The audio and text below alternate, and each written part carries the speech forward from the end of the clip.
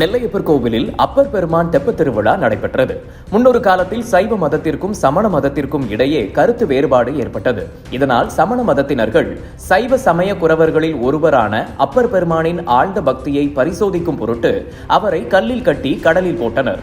அப்போது அப்பர் பெருமான் கற்றுணை பூட்டியோர் கடலில் பாய்ச்சினும் நற்றுணையாவது நமச்சிவாயே என்று சிவபெருமானை நினைத்து பாடினார். அப்போது கல்லானது தெப்பமாக மாறி கடலில் மிதந்தது.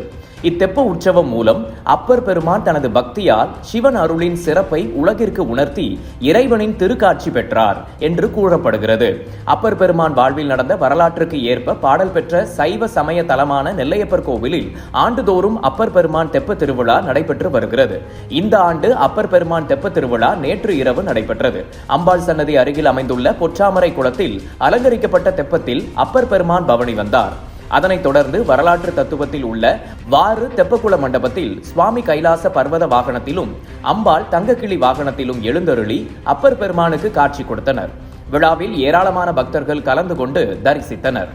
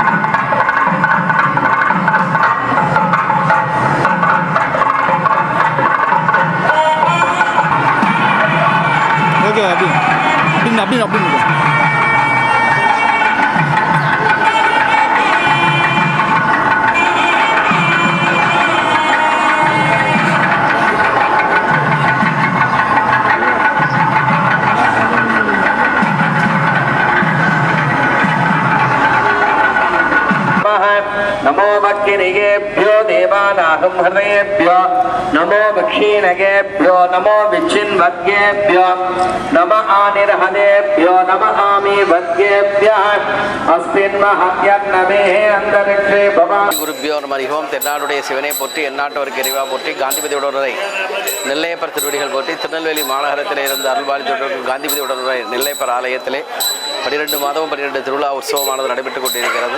இந்த மாசி மாதத்திலே அப்பர் திருவிளையாடல் புராணம் என்று சொல்லப்படுகின்ற திருவிளையாடல் புராணமானது உள்தெப்பத்திலே உற்சவமாக நடைபெறுகிறது. இன்று காலையிலே சிறப்பான முறையிலே நெல்லையப்பர் காந்திபதி அம்பாள் விநாயகர் மற்றும் அப்பர் சுவாமிகளுக்கு சிறப்பு அபிஷேகங்கள் நடைபெற்று மாலையிலே சிறப்பு அலங்காரம் செய்யப்பட்டு அப்பர் சுவாமிகளை, அதாவது அந்த காலத்தில் நிறைய பேதங்கள் வரும் பொழுது கல்லை கட்டி கடலில் தாழ்த்தி அது கட்டையாக மிதந்து வந்ததாப்பல் ஐதீகம். அந்த திருவிளையாடல் புராணமானது இன்றைய தினம் நடைபெறுகிறது. முதலிலே விஷப்பாயாசம் கொடுத்து அந்த அப்பர் சுவாமிகளை சைவத்திலிருந்து மாற்றுவதற்காக அமைக்கப்பட்டது. அதன் பிறகு யானையை வெள்ளாவிலே வைத்து நீரை வைத்தது. அதுக்கப்புறம் யானையை விட்டு விரட்டினது. இந்த திருவிளையாடல்கள் எல்லாமே நடைபெற்று அதன் பிறகு கல்லை கட்டி கடலில் தாழ்த்தி அந்த கல்லானது கட்டையாக மிதந்து, அதாவது சுவாமியினுடைய அனுகிரகத்தினாலும் அருளாலும் அந்த கல்லானது கட்டையாக மிதந்து மேலே வந்ததாப்புல ஐதீகம். அந்த ஐதீகத்தினுடைய வரலாறுடைய சிறப்பானது இன்றைய தினம் நடைபெறுகிறது.